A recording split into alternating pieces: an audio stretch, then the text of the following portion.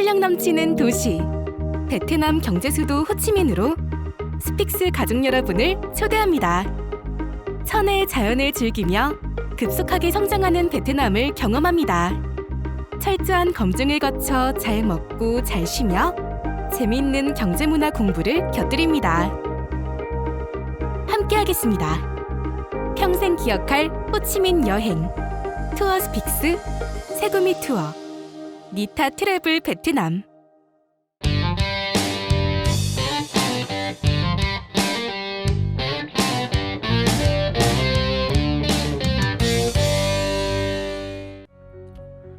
안녕하세요.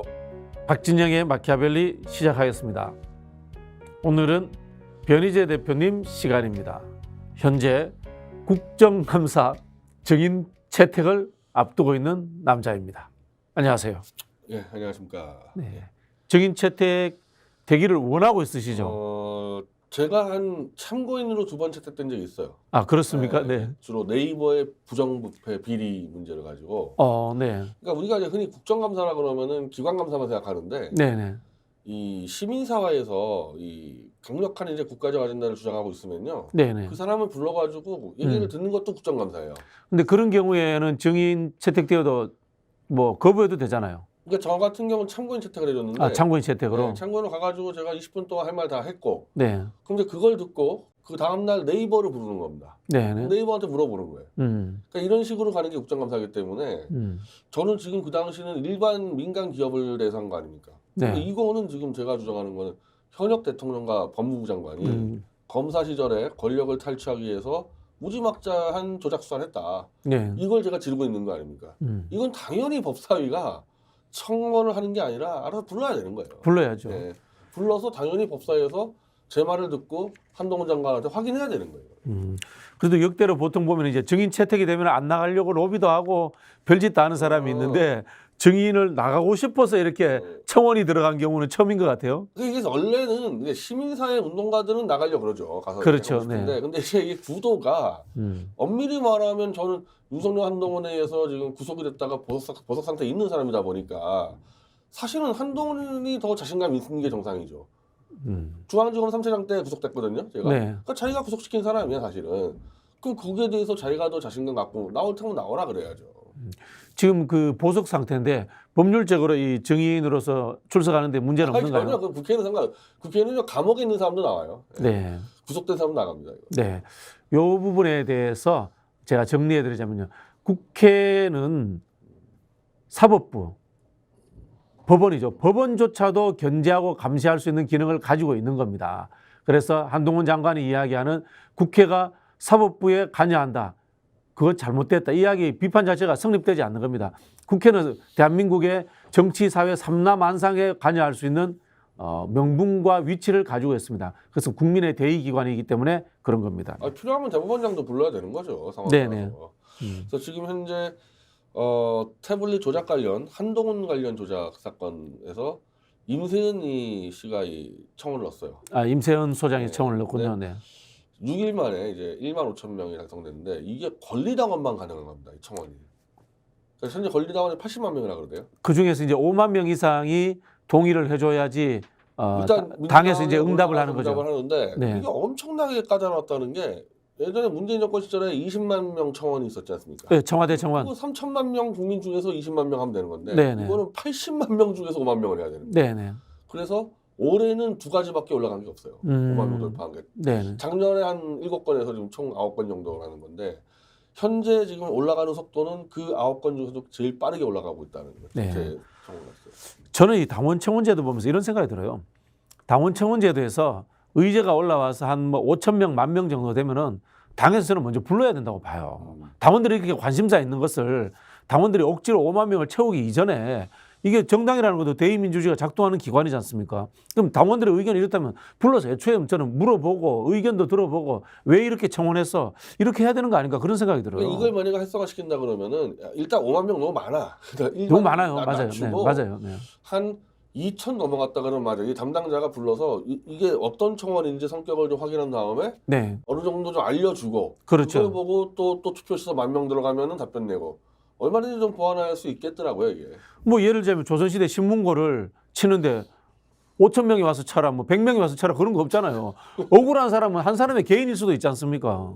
근데 재밌는 게 시사저널에서 네, 지금 이 웬만하면 이제 민주당 청원에서 한 10,000명 넘어가잖아요. 보도를 해요. 네, 제 건 절대 보도 안 합니다. 근데 보도 안 하고 있는데 시사저널에서 갑자기 이 민주당 청원 개딸들이 장악했다. 이 음해 기사가 나와요. 악의적으로. 아주 악의적으로. 그러면서 이제 가장 극단적인 청원, 전의제를 국감에 부른다. 이런 것까지 올라오고 있다라고 지금 시사저널에 이 악의적 보도를 했는데 왜 그러냐면은 이 전영기 씨라고 중앙일보에 노설실장했던 네네, 압니다. 원파인데 네네. 이 사람이 탄핵 과정에서 우리 쪽에 침투에 들어와가지고 윤석열 쪽으로 보수가 넘어가도록 정치 공작을 했던 사람이에요. 그분이 기사를 쓸 때는 중도적인 척 많이 했죠. 예, 그러면서 실제로는 이제 홍석현의 이 정치 브로커죠, 정치 네네. 첩자여서 다 기억하는 윤석열 중앙지검장 때 조국 수사할 때 보수단체가 윤석열한테 환영합니다 막 화환 보내는 거 있지 않습니까? 그 공작을 했어요, 그 사람이. 그러니까 윤석열 정권을 만들어낸 정치 브로커인데 이 사람이 그 포상으로 사장으로 갔습니다. 아이고 출세했네. 그러니까 지금 다른 의사 아무도 안 쓰는데 갑자기 이 타이밍에 사실은 민주당 청원 시스템이 요즘 많이 좀 취약해졌어요, 예전에 비해서. 네, 근데 갑자기 개딸이 장악한 민주당 청원 그래가지고 이 청원 자체를 음해하는. 네, 그러니까 이게 지금 제가 지금 주장하는 한동훈 태블릿 조작론이 이른바 기득권 세력에게 얼마나 이게 위협적인가를 보여주는 거예요. 만약에 제가 이 국정감사에 나갔다 그러면은 너무 쉬워요. 한동훈 그냥 끝장내는 게. 자, 태블릿 PC 있지 않습니까? 제가 이 복사 파일 갖고 있습니다. 딱 PT로 쏴줘요. 그러면 장시호가 썼다는 태블릿 PC에 뭐 전화번호나 뭐 문자가 있어야 될 거 아닙니까? 그걸 싹 다 지웠어요. 그러니까 현재 태블릿 PC는 모든 내용물이 지워진 깡통으로 되어 있습니다. 이거 자체가 이게 불법이기 때문에 그대로 남아 있어야 돼, 증거가. 그걸 다 지워버렸다니까요. 네네. 이거 한동훈 장관한테 이거 왜 지웠냐고 물어보면요, 뭐라 답할 겁니까, 그거. 그래서 이게 워낙에 파장이 클 것 같으니까 이 못하게 하는 공작이 들어와서 5만 명은 저희가 이제 8월 15일 날 광주 집회를 하잖아요. 우리 뭐 네네네. 그 전으로 달성될 것 같은데 이게 어쨌든 결정권자는 이재명 대표나 이 원내대표 이전에 법사위가 결정할 거 아닙니까, 민주당에. 원내대표실에서 결정해야 되겠죠. 그러니까 민주당 법사위가 의견 낼 거예요. 네네네. 지금 법사위가 지금 한동훈한테 박살났다 그래가지고 지난주부터 이 민주당 지지층이 극분노를 했어요. 극분노한 결과가 변희재를 보내자가 돼버린 거거든요. 네. 그런 찰나니 이 법사위가 이거 듣겠습니까, 이거를? 그래서 이거를 무력화시키려고 또 공작이 2차 공작 들어올 겁니다. 그래서 일단은 5만 명을 채워주면요, 그걸로 또 싸워야 되는 상황이 벌어지는 거예요. 제가 사실은 이제 변희재 대표하고 방송을 하면서 당의 법사위 쪽에 그 이야기를 안 해봤겠습니까? 이미 제가 그 변희재 대표를 그 국회에 한번 세우자 이야기를 제안을 했었거든요. 콧방귀도 안 끼더라고. 그러면 본인들이 좀 잘 싸우든지, 특히 이번 그 상임위에서 한동훈이한테 그냥 완전히 짓밟혔어요, 그냥. 근데 뭐 정확한 소식통은 아닌데요. 이 서초동에 도는 이야기 중에 하나가 판사 출신들, 국회에 있는 판사 출신들은 이미 이 검찰 독재 정권에 의해서 밑바닥에서 그물망에 들어와 있다. 뭐 그런 소문이 많이 돌았습니다. 판사는 검사와 한통속이라는 게 제 체험이에요. 네. 그러니까 검찰이 독재하려면요, 판사가 야합이 안 되면 불가능하거든요. 당연하죠. 판사가 땅땅땅 때려줘야 되는데. 아무리 뭐 조작날조 수사해도요. 그 조작날조 수사하면 그냥 죽는 거죠, 판사만 똑바로 걸리면. 네네. 저는 그 태블릿 관련 재판이 10몇 개가 넘어가는데 네. 대부분의 판사들이 검찰과 유착돼 있기 때문에 지금 버티는 거죠. 양심적인 판사 한두 명만 있었으면 벌써 끝났어요. 그래서 저도 그런 표현을 씁니다. 법조 3륜이라고 하지 않습니까? 우리 판검사들, 변호사들까지가 사실은 과거 이제 군사 정권 시절에 기생하는 하나의 그런 집단이었습니다만은 요즘은 이게 검찰 독재 정권이 되다 보니까 비판하는 척하면서 누리고 있는 측면도 있다고 봐요. 판사들이 제일 이제 어떻게 보면은 공짜로 누리는 거죠. 네네. 검사들은 조작날조라는 벤처 사업을 했어, 애들은. 그 벤처 사업의 떡고물을 판사들은 옆에서 같이 얻어먹고 있는 거예요. 네네. 그래서 나중에 이 태블릿 PC 사건은 특검만 가지고 안 되고 혁명재판소가 필요하다는 게 이 판사들도 다 개입했기 때문에 네네. 일반 법원에 못 맡깁니다, 이거. 저희 이제 같이 일을 해보면요. 검사들은 말씀하신 것처럼 악의적 기획도 많이 하지만 조직적이에요. 근데 판사들은 개별 자영업자 같아요. 솔직히 판사가 정치에 더 안 어울리는 직업인 것 같아요. 아니 그 하나 법원이 사건을 만약에 단독 판사라 그러면은 네. 뭐 법관회의가 있긴 있습니다. 근데 법관회의가 있어도 지 만약에 슈퍼마켓 운영하듯이 혼자서 그렇죠. 지 네. 마음대로 네네. 심지어는 아예 판결문을 그냥 한 줄만 쓰고 지 마음대로 때리는 경우도 많아요. 한 줄 써야 한 줄 판결문을 그냥 그렇죠. 내 마음이다 이거야. 내가 법이다 이거. 네네. 그러니까 판사에게 독립된 자율성을 주라는 것은 헌법과 법률의 원칙에 입각해서 하라는 얘기를 내 꼴리는 대로 하겠다는 거야. 그걸 이제 표현을 어떻게 하냐면 양심에 따라라고 해요. 양심에 따라. 양심이 그냥 내 생각대로 하겠다. 그래서 판결문을 못 써요. 논리가 안 되니까. 아니 판사의 양심은 보편적 사람들 양심보다 특별하게 뭐 잘 따듬어져 있고 더 훨씬 깨끗한가요? 보편적 사람 아닌가요? 근데 그 양심에 따라 한다고 하면서 자기 자의적으로 판단하는 거죠. 제가 이번에 태블릿과는 이 하나 약간 이제 지역적인 사건인데 하나가 있었는데 판결문이 한 줄이야. 한 줄이야 한 줄. 왜 이혼 판결 내렸는지 설명이 없어요. 그냥 이거는 끝 선고합니다. 끝이에요. 야, 이런 판사들을 믿고 어떻게 이 법정 추정이 되겠습니까? 이거 다 들어엎어야지 이거. 지금 미국 같은 경우는 이제 배신 문제를 넘어서 가지고 AI 판사 이야기가 나오고 있어요, 실제로. 저는 AI 판사의 아마 도입에 제가 아마 선봉장이 될 겁니다. 아, 그렇습니까? 네, 선봉장이 될 겁니다. 저하고 같이 한번 하시죠. 네, 저도 AI 판사 해야 된다는. AI 검사까지 해가지고 네. AI 검사는 선봉장이 될 겁니다. 아직은 모르겠는데 하여튼 AI 판사는 진짜 있어야 된다는 생각이 들어요. 네. 아니 지금 생각을 해보면은 이 사문서 위조 문제에서 조국 장관 건 하고 있지 않습니까? 그 다음에 이 그 최은순 씨 건하고 어느 게 더 경중에 더 많이 나와야 됩니까? 동양대 표창장 위조가 결정적인 입학에 쓰인 것도 아닌데 4년이란 말이에요.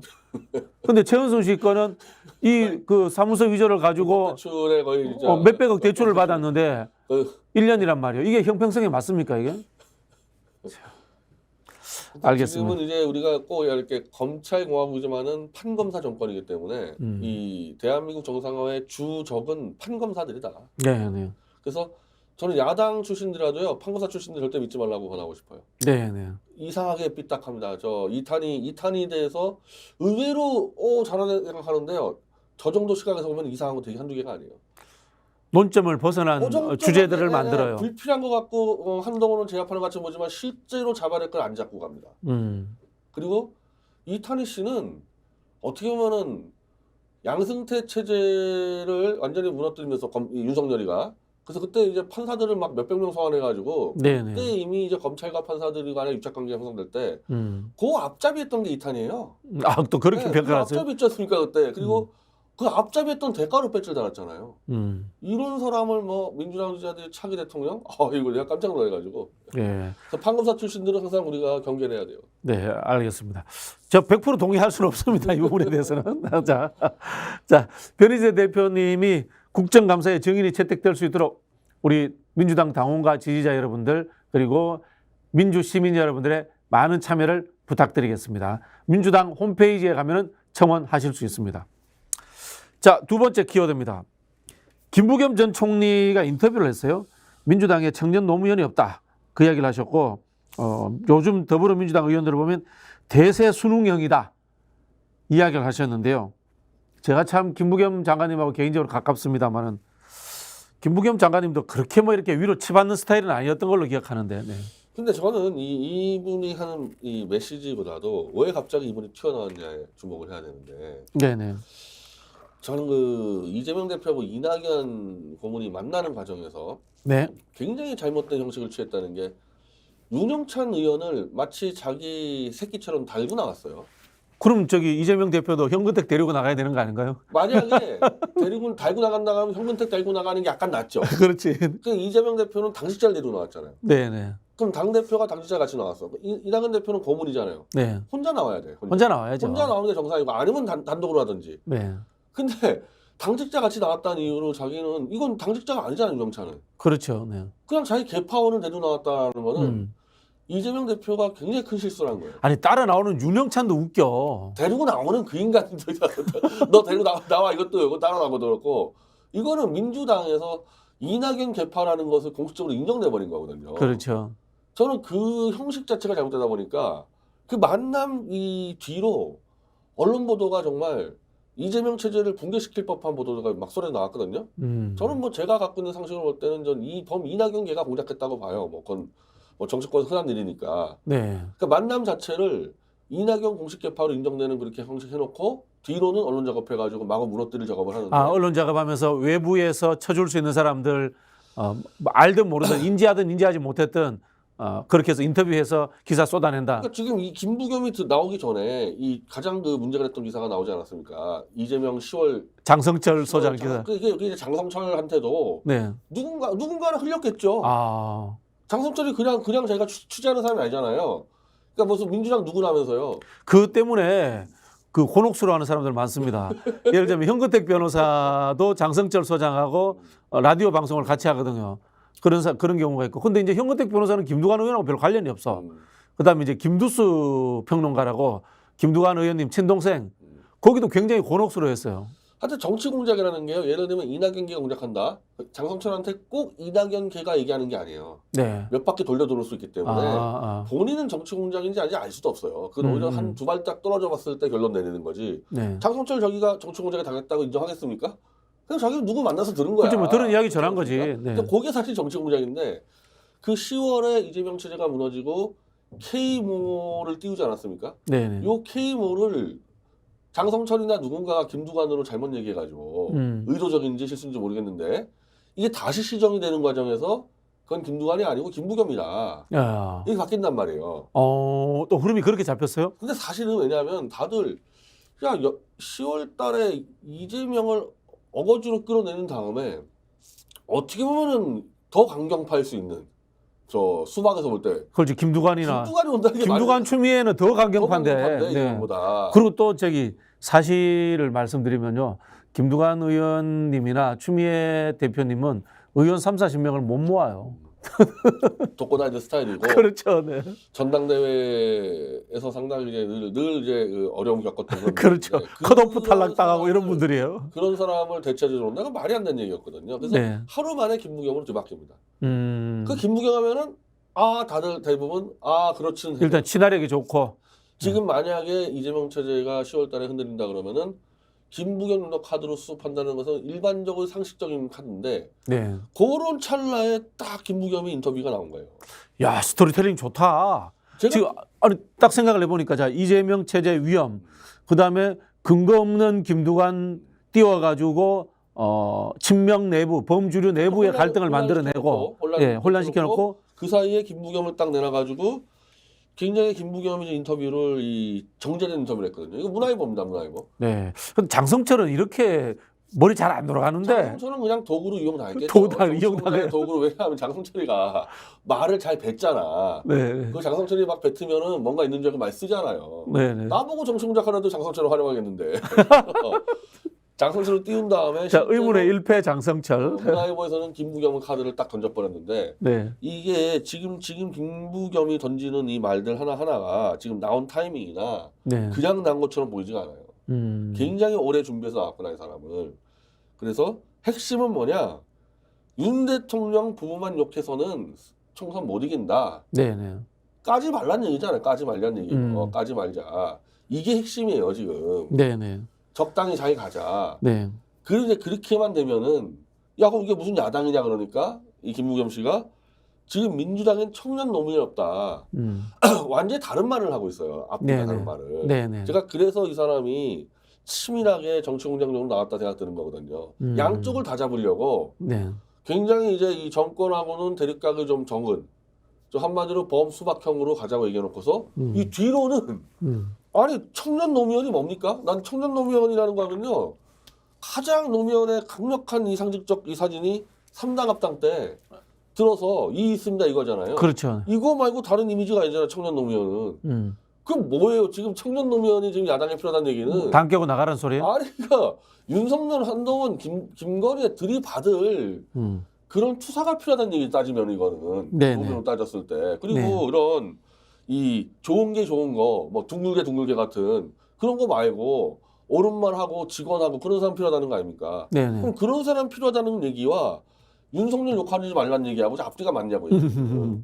그럼 예를 들어서 지금 법사위가 이번에 난리가 났는데 이 지지자들한테 한동훈이가 그렇게 깐죽깐죽거리면서 그 민주당 너희는 뭐 했습니까? 뭐 너희 같은 말 이런 식으로 얼마나 말을 많이 해요?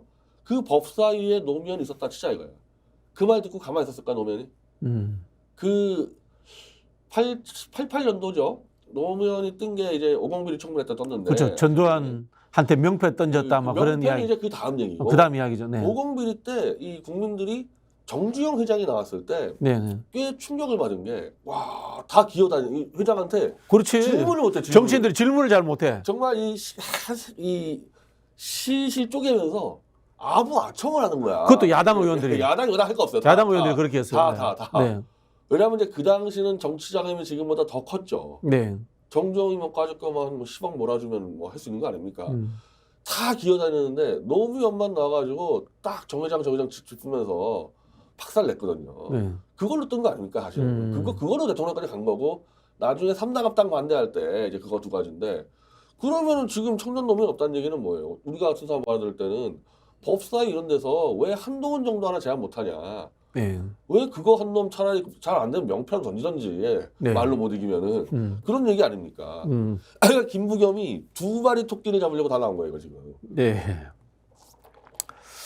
김부겸 총리가 노무현 대통령하고 꼬마 민주당을 같이 했어요. 그 당시가 이제 3당 합당 반대해가지고. 그렇죠. 네네네. 그 꼬암돼 있다가 네. 김부겸은 다시 저 한나라도 가고 노무현은 이제 DJ 지지하고 들어왔는데 그 상당히 두 사람이 친했던 걸로 저는 기억을 합니다. 같은 계통에서 일을 했는데 김부겸 의원이 노무현 대통령을 안 따라왔죠. 그러다 보니까 나중에 이제 열린당 때 다시 합류가 됐는데. 달 합류했죠. 예. 근데 어쨌든 김부겸 씨는 그러면 이제 정치적 뿌리가 저쪽에 여당에 있는 겁니다. 지금 여당에 뿌리가 있는 사람이고 이분이 이 윤석열 정권에서 이제 초대 총리를 못 찾고 헤맬 때 그냥 그 김부겸으로 가자. 문재인 조건 마지막 총리인데 그냥 가자는 얘기가 아주 깊이 나왔었어요. 이게. 그런 이야기도 있었죠. 네. 그래서 그 원희룡이 주도해가지고 김부겸으로 그냥 가자. 그 정도로 이 현재 여권하고 친화가 되는 사람이거든요. 네네. 그러면 지금 이 이른바 나는 개딸이라는 표현은 이제 쓸 필요가 없다고 생각하는 게 이번에 재청원 올라가는 걸로 이 증명됐다는 게 이른바 개딸이라 그러면은 이재명을 그냥 따라다니는 젊은 여자처럼 아주 그냥 골빈 여자로 만들어 놓지 않았습니까? 근데 우리가 집회 가보면은 그런 젊은 여자들이 막 정치적으로 앞에 나서 그런 경우가 별로 많지가 않고 대부분 40대요. 50대, 60대 충성스러운 당원들이거든요. 네. 이걸 개딸이라고 뒤집어 씌워놨어요. 네. 근데 저는 이재명 대표를 정말 강하게 비판하는 사람이에요. 근데 이렇게 압도적으로 청원해주지 않습니까? 그러니까 네. 개딸이라는 이재명 빡 팬클럽이 아니고 오랫동안 민주당을 지지했던 전통적 당원이라 그래야 되거든요. 전략적 판단, 그렇죠. 합리적 판단을 한다. 그러면 그런 사람들이 볼 때 지금 민주당의 최대 문제는 옛날 그래 노무현, 김대중 뭐 넓게 보면 김영삼까지 그때처럼 왜 못 싸우냐가 지금 최대 문제인데 네네. 김부겸을 갖다 놓겠다는 얘기는 아예 안 싸우겠다는 얘기거든요. 이거 완전히. 잘 지내겠다는 얘기 아닙니까 이거. 그럼 이 부분에 대해서 지금 누가 공작하냐는 겁니다. 이거 당원들이 다 아니잖아요. 김부겸 얘기 나오는 거. 김부겸 전 총리는 현재 그 양평에 완전히 은퇴한 상태입니다. 완전히 은퇴한 상태인데 제가 듣기로는 이제 주위에 그 다른 정치인들이 자꾸 이제 김부겸을 지렛대로 활용하고 싶어하는 모양이더라고요. 근데 충분히 이재명 대표를 이제 낙마를 시켜서 두 가지로 낙마시킬 수 있는 전략을 쓸 텐데 첫 번째는 이제 이 8월 15일 이후에 회기가 열렸을 이후에 체포동의안이 또 날라온다. 네네. 그거를 가결을 시켜서 구속을 시켜 날리는 방법이 하나 있고 정반대로 딜을 쳐가지고 부결시키는 조건으로 그냥 물러나낼 수 있고 서른이 맨날 떠는 얘기 아닙니까? 서른이 떠는 얘기잖아요. 네. 그런 짓에서 어쨌든 날리는 과정에서 대안 카드로 김부겸이 부상될까 해서 상당히 높아요. 그냥 나오면 이상 아닐 겁니다. 이거. 그 제가 이제 좀 아는 측면은 이제 이재명 대표를 저도 개인적으로 좀 알잖아요.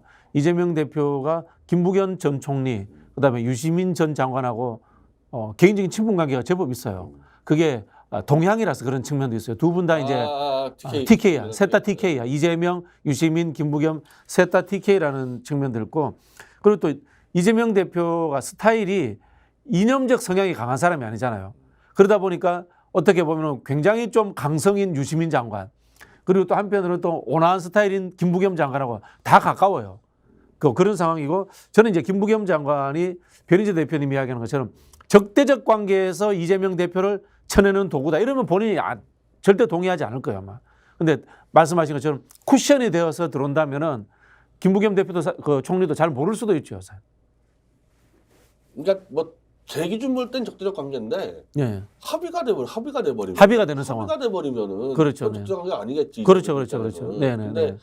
민주당 방향으로 볼 때는 글쎄 나는 이 지금 얘기하는 그런 충성스러운 당원 입장에서는 정반대 방향으로 하는 거다. 김부겸 들어오는 경우는. 그리고 그거는 당연히 정치 공작이고 이 부분에 대해서는. 그럼 예를 들어 우리가 이제 뒤에 주제에 김은경 주제가 있는데 예를 들자면은 김부겸 총리 같은 분이 뭐 비대위원장이라든가 전당대회에서 당대표가 된다. 그러면은 솔직히 말하면 혁신은 물 건너가는 거죠. 끝나는 거죠. 혁신은 물 건너가고 네. 이제 통합만 있는 거죠. 좋게 말하면. 나쁘게 말하면 담합이고. 그냥 뭐 이대로 가겠다는 얘기죠. 이대로 가는 거죠. 이대로 가는 거죠. 이대로 적당히 한 110석, 120석 네네네. 이 정도로 가겠다는 얘기여서 그 현역 의원들 그대로 그대로 공천받고. 공천하고. 예. 예. 전혀 이제 혁신 공천 없는 거고 그 김부겸 씨가 할 수 있는 스타일도 아니고 그럴 수 있는 당내 지분도 없고. 네. 그러니까 결국 다당제로 자꾸 이제 내가 머릿속에 있는 거는 이제 이재호라는 사람이 자꾸 떠오르는 건데 이 모든 공작에 저는 원천이 이재호라고 보는데 다 연결된 사람이 이 사람은 김부겸부터 싹 다 연결되는 사람입니다. 이거. 이낙연이고 뭐고. 결국 다당제로 가서 여당이 1당하고 야당이 2당하면 되는 거 아니냐. 네. 그거예요, 이 사람들 목표는. 그러니까 다들 좀 이제 정치평론가들 내에서도 야 대통령 지지율이 35%인데 이걸로 총선 칠 수 있냐. 이걸 되게 이상하게 생각하잖아요. 될 수 있어요. 그 35%만 나와주면 투표장에. 아니, 보통 우리가 1당 하지 않습니까? 네. 1당 하면 정당 득표율이 37%, 38%밖에 안 돼요. 그러니까 이 수국 꼴통 노인들만 다 투표장에 끌어내면 되는 거야 이건. 그러니까 지지를 넓힐 이유가 하나도 없어요. 총선 투표율이 많아야 50, 한 4, 5%인데. 아주 넘기면 60%까지 나오는데 네네, 예. 지금처럼 가면은 좀 투표율이 좀 낮아질 가능성이 낮아지죠. 있죠. 예. 그러면은 꼴통 노인들 선동해가지고 끌어들이면은 이게 또 투표 얼마나 없습니까 노인들이. 네네. 그럼 되는 거예요. 그러면 1당하고 민주당 2당하고 이렇게 간단 말입니다 이게 지금. 네. 아, 변희재 대표의 그림이 이해가 되네요. 이 상황들이. 그렇게 해서 윤석열 대통령은 그냥 식물 대통령으로 남겨두고 여야 개파 간에 국회에서 추천하는 형태로 해서 돌려막기 총리로 해서 권력을 향유한다. 원로원처럼. 적당한 사람이 김부겸도 적당한 사람이죠. 그렇게 하기. 박지원, 뭐 이낙연, 많죠. 김무성, 많죠. 예. 많네요. 이재호 본인도 그렇고. 이재호 본인도 그렇고. 네. 그리고 어제 1호 서울에서 공개가 됐죠. 그 이제 공천 문건. 네.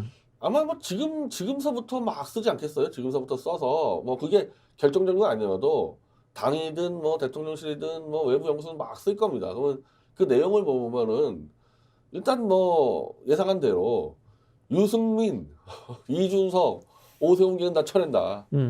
그 쳐내겠다는 얘기 아닙니까? 그 쳐내는 이유가 붙들어서 선거를 칠 이유가 하나도 없는 게 너희 나가서 니네가 신당 차려.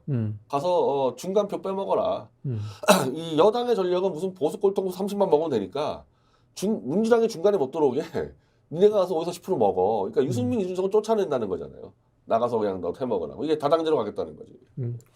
3자 구도에서 민주당이 이긴 적은 2016년, 17년 총선 대선밖에 없어요. 그 나머지 상황에서 민주당은 사실은 약자기 때문에 3자 구도에서는 늘 불리합니다.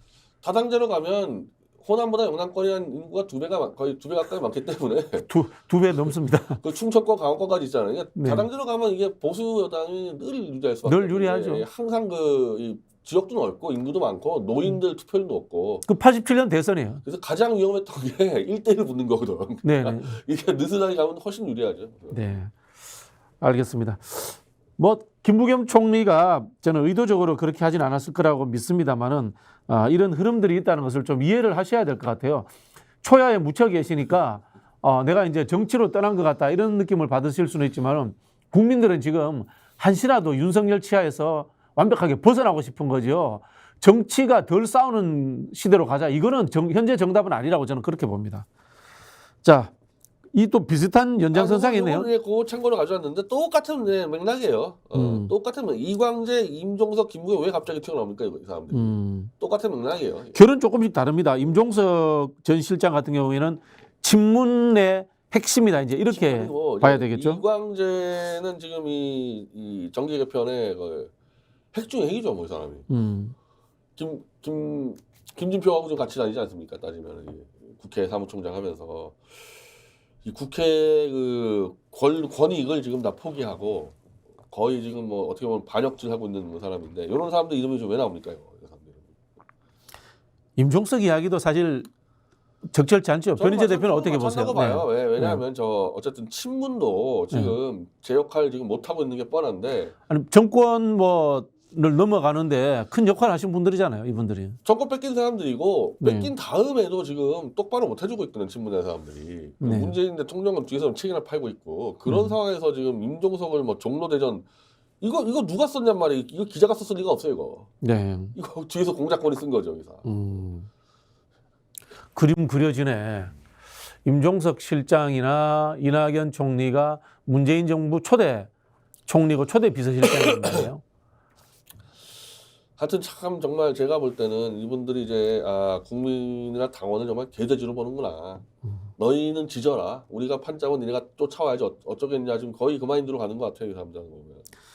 이제 구정치인들이 저는 뭐 복귀할 수도 있다고 보는데 복귀하는 일성은 윤석열 정부 퇴진이라든가 윤석열 정부가 나라 망하고 있으니까 강하게 싸우겠다라든가 그런 일성이 있으면 뭐 받아들일 수 있지만 그것이 아니고 정치권의 뭐 재편이라든가 이런 이야기를 하는 것은 좀 적절치 않은 것 같아요. 지금 그 11명의 원로들. 예.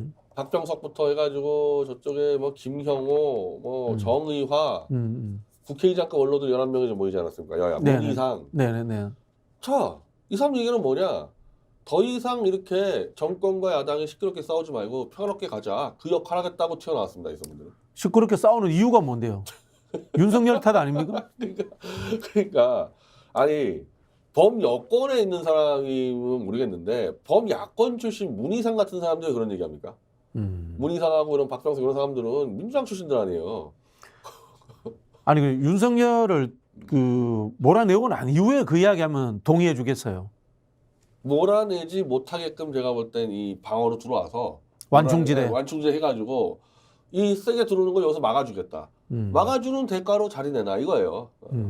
그래서 제가 이 사람들을 늙은 까마귀 때라고 얘기하는데 까마귀 때. 늙은 까마귀 때. 사실 지금 윤석열 정권은요. 제가 어제 삼김시대를 요즘에 그 SBS가 풀어줘가지고 유튜브에 보고 있는데 사실 예.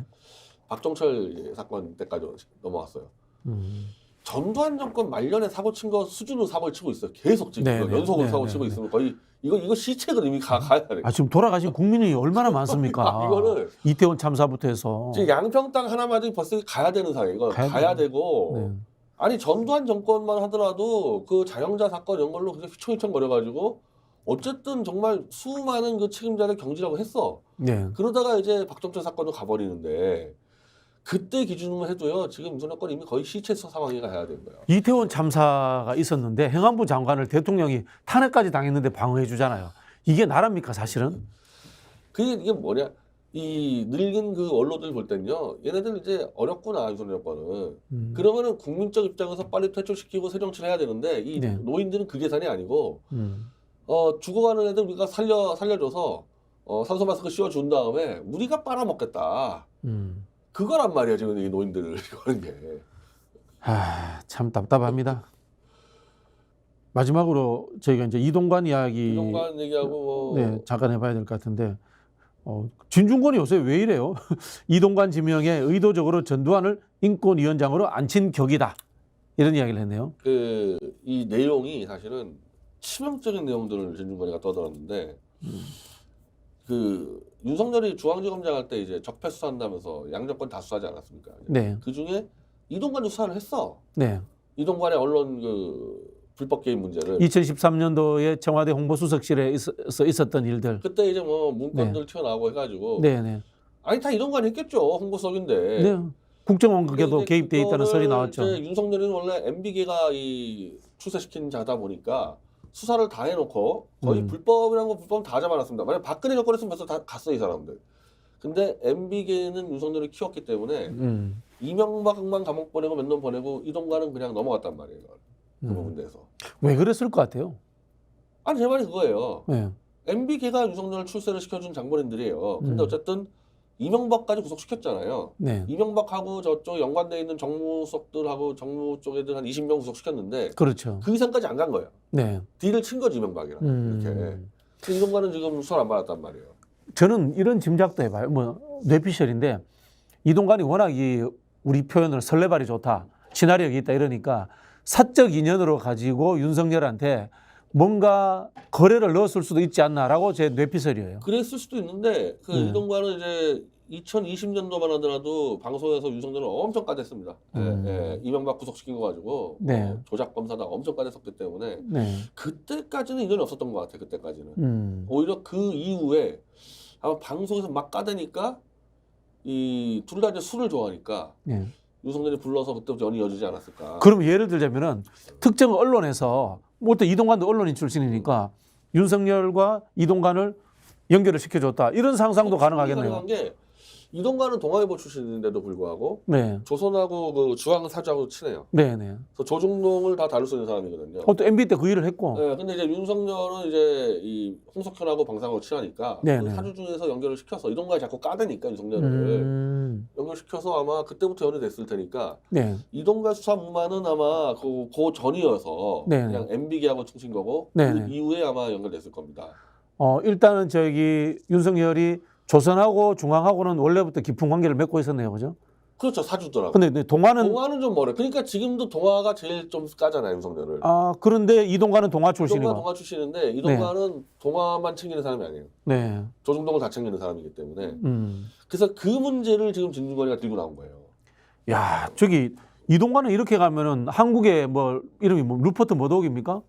아니, 포트 모독은 지가 민간 사업하는가리고 이동관이는 이거는 그냥 위에서부터 눌러서 가면 되지 뭐. 이거는 개발 독재식 언론 재벌. 그러니까 허문도 언론의 황제. 허문도 정도 하겠다는 건데 이거 가지고 허문도 네. 정도. 근데 허문도보다는 유능할 것 같은데 그 악의적인 기술이라든가 이런 부분에서 더군다나 이제 한번 해봤고 한번 해봤고. 이제 네. 10년 동안 또 이제 공부도 해봐서 했는데 그 문제를 진중권이가 들고 나오면서 수사를 해봤겠. 윤석열이가 이동관의 언론 탄압을 수사하지 않았냐.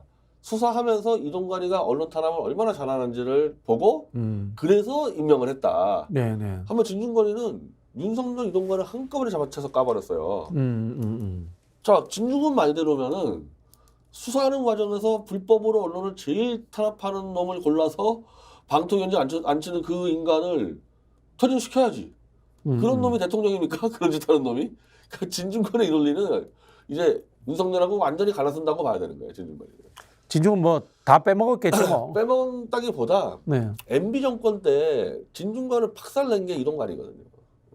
그렇네. 진중권이 얼마나 까불었을까, MB 정권 때 그 광우병 때 그 맞습니다. 광화문 나가서 마이크 들고. 그래서 진중권이 중대 겸임교수짜리 한예종 교수짜리 다 박살내서 빼서 그 끝장낸 게 이동관 애들이거든요. 야, 진중권 광운대 특임 교수 하는데 참. 근데 그 자리를 뺏는 데 있어서 그 뺏는 논리는 또 제가 다 해줬거든요. 네. 그러니까 진중권이가 정확하게 자기 실력과 이 자격을 갖춰서 교수된 게 아니고 이미 중대 겸임교수하고 한예종 특임교수 하는 것 자체가 이미 무자격자가 한 거예요. 무자격자가. 그래서 제가 기사를 써서 그거 가지고 자리를 다 박탈시켰기 때문에 광운대 것도 내가 이제 솔직히 나 관심 없었는데 내가 한번 알아봐가지고 또 무자격으로 들어갔으면은 또 이동관한테 줘가지고 또 뺏을 수 있는데 그러니까 진중권이는 요 또 안에 틀었잖아요, 윤석열 정권에. 네네. 또 안에 틀어서 좀 해먹으려고 그랬는데 이동관, 유인촌, 이재호 그러니까 진중권이 MB 때 친 사람들이 이제 무서운 형들. 야. 무서운 형들 보니까 이거 도망가자. 큰일 났다. 도망가는 거죠, 지금. 저도 사실 특임 교수, 겸임 교수, 초임 교수 다 해봤거든요. 다 해봤는데 이것도 쉽지 않더라고, 되는 과정이. 진중권이가 중대 겸임교수를 짜는 이유는 네. 겸임교수 하려면은 본 직업이 있어야 돼요. 아. 본 직업이 있어야지 겸임이 되는 거예요. 그렇지. 진중권이는 직업이 없어요. 직업이 없어. 겸임교수 안 된다. 그래서 잘린 거예요. 네.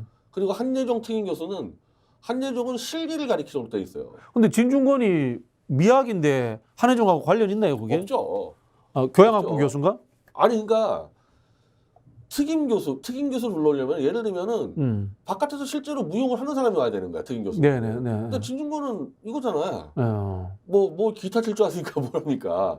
그래서 그것도 불법으로 그래서 잘린 거예요. 입 털잖아요. 네, 그러니까 입을 털은 차라리 그러면은 무슨 뭐 유튜브 학과에 만들던지 한예종이 주로 음악이랑 미술인데 그냥 들어와서 입 털다가 그냥 쫓겨났죠. 그래서 그 쫓아낸 사람들이 지금 탁 들어오니까 이제 겁먹고 나가는 거죠. 지금 변희재 대표의 이 인식은 전체적으로 MB계 정권 2가 지금 만들어지고 그렇죠. 있다라는 네. 흐름 속에서 지금 보고 있는 거죠. 네, 그러니까 진중권이는 이제 검사들하고 어떻게 해서 해보려고 했는데 네. 갑자기 MB들이 장악하니까 설 자리가 없지 진중권이는 MB 쪽하고는.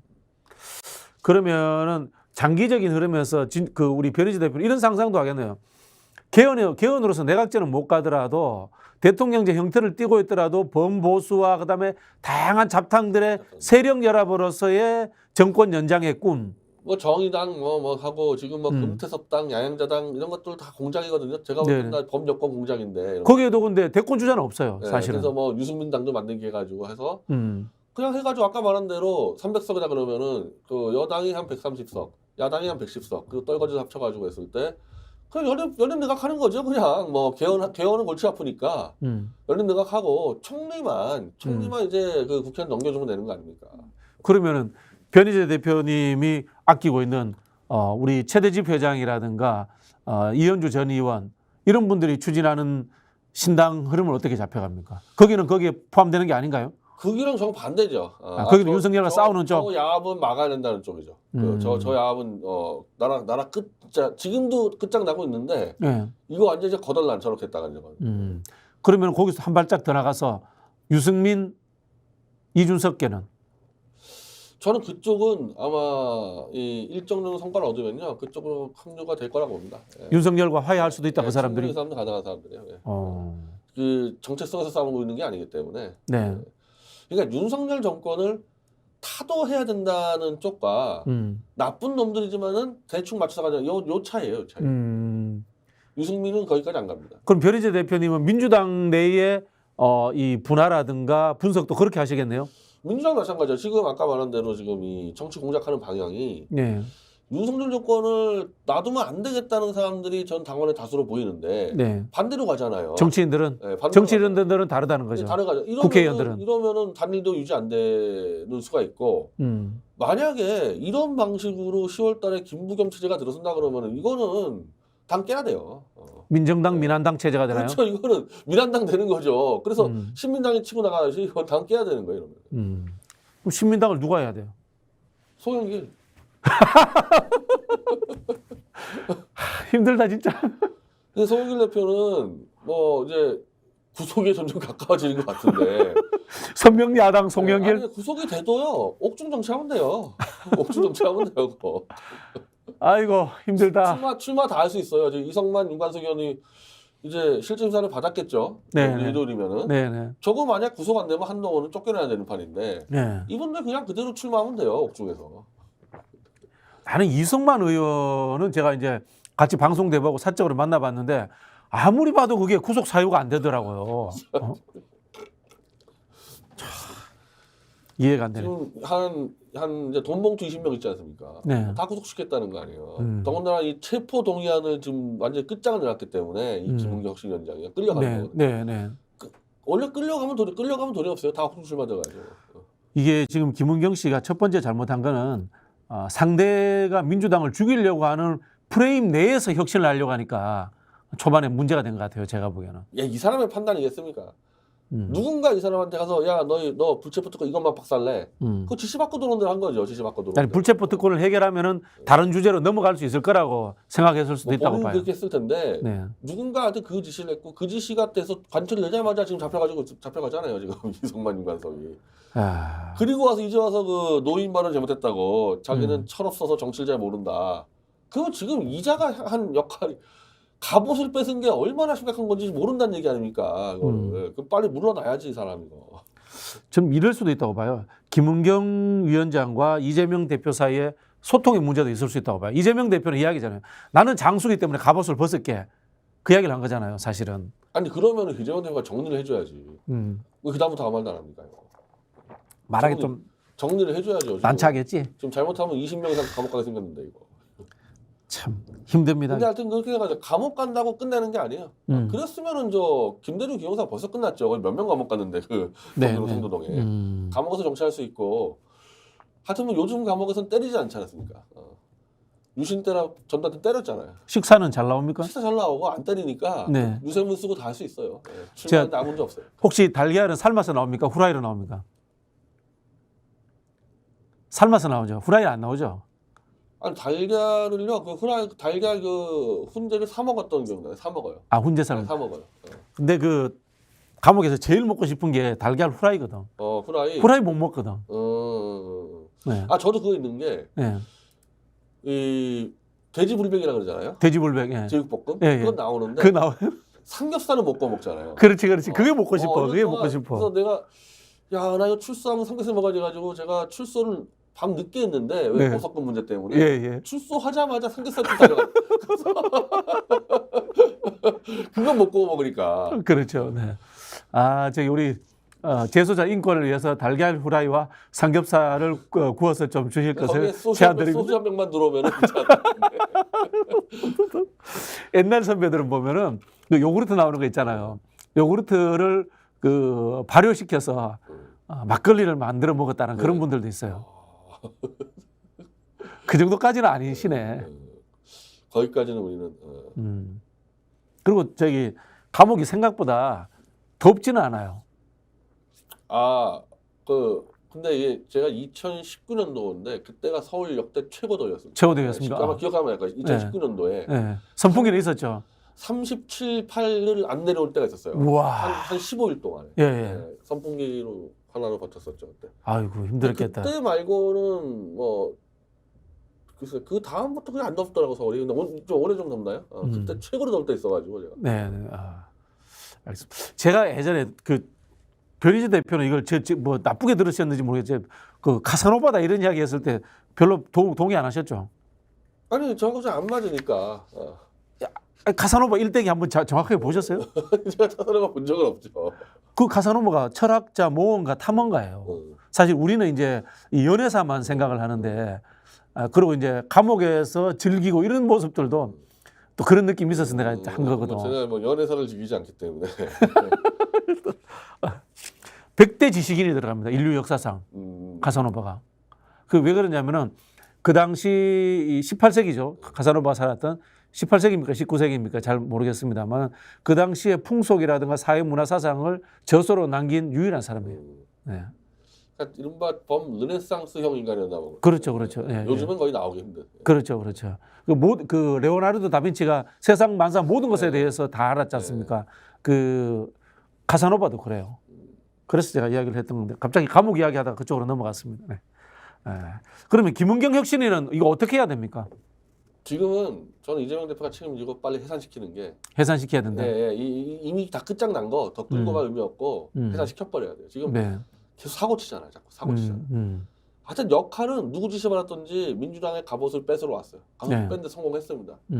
빨리 보내야 돼 이거.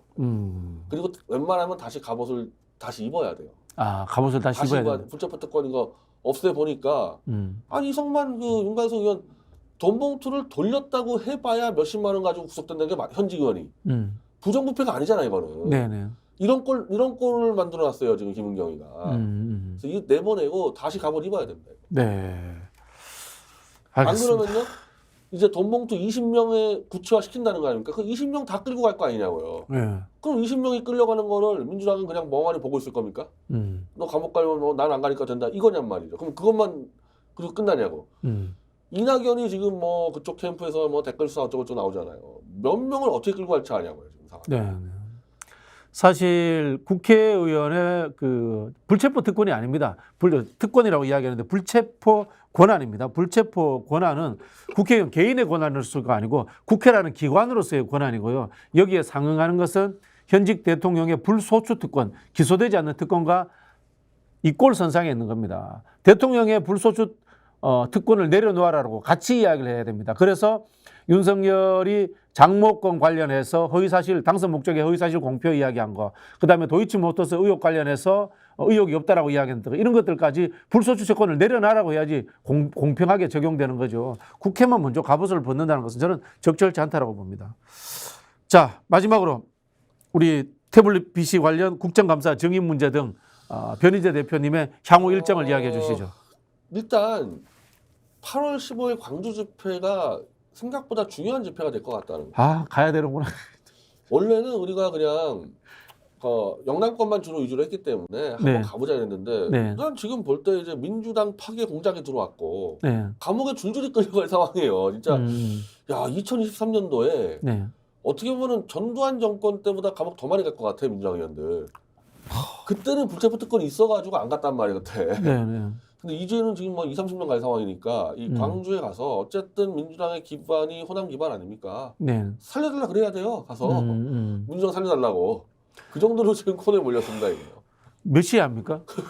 지난번에 포항에서 너무 더워가지고 오후 4시 하는데 8일 오면은 마지막 더위가 될까 말까 하겠네요. 한 시간이라도 늦추면 안 될까요? 네, 너무 그래서 더웠습니다. 그때 힘들었습니다. 저는. 저는 뭐 민주당도 아니고 뭐 저는 보수다 보니까 네. 할만하겠지만은 저는 민주당 범 인사들 가가지고요 살려달라고 호소해야 돼요. 지금 큰일 났어 지금. 김영민 목사님 간대요? 그게 가죠 당연히.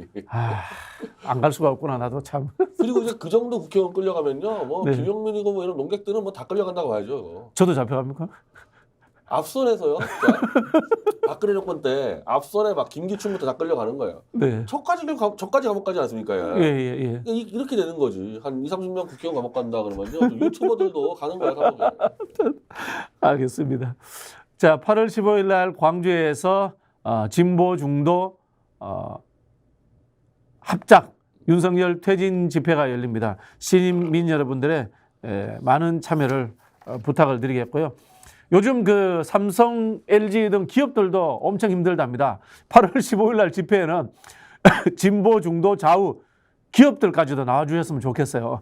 그래서 윤석열 퇴진을 한 목소리로 외쳐주시기를 부탁을 드리겠습니다. 마지막으로 제가 술겜 광고를 잊어버렸습니다. 이 술겜 광고해야 됩니다.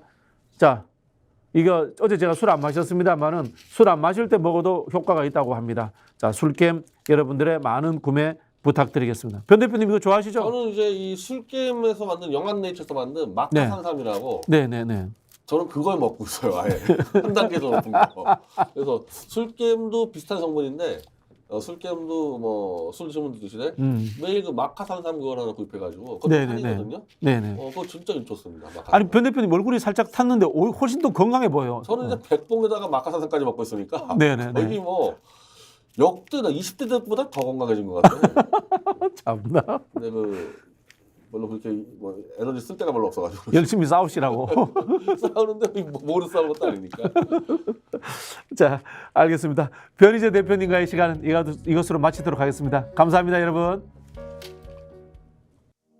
활력 넘치는 도시 베트남 경제 수도 호치민으로 스픽스 가족 여러분을 초대합니다. 천혜의 자연을 즐기며 급속하게 성장하는 베트남을 경험합니다. 철저한 검증을 거쳐 잘 먹고 잘 쉬며 재미있는 경제문화 공부를 곁들입니다.